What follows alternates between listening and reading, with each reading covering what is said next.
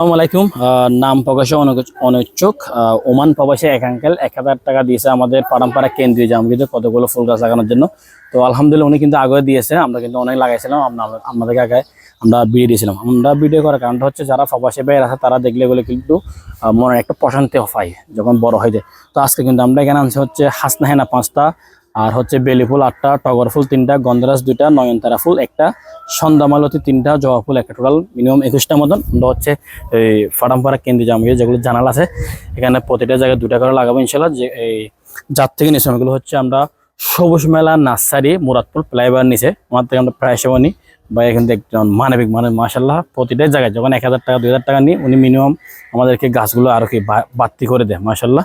তো আমরা আগামীকাল এগুলো রোপণ করবো, তখন আমরা ইনশাল্লাহ আবার আপডেট দিব আপনাদেরকে। হচ্ছে আমাদের ওমান প্রবাসীর নাম প্রকাশে অনিচ্ছুক এক আঙ্কেল 1000 টাকা দিয়েছে প্রায় সময় দুনি মাশাল্লাহ। তো দেখতেছেন আপনার গাছগুলো ইনশাল্লাহ আমরা নিয়ে আসছি। আল্লাহ তাআলা আপনার দানাগুলো কবুল করুক। সবসময় আপনারা এরকম মসজিদ মাদ্রাসায় থাকবেন। জাযাকাল্লাহ খাইর। আসসালামু আলাইকুম।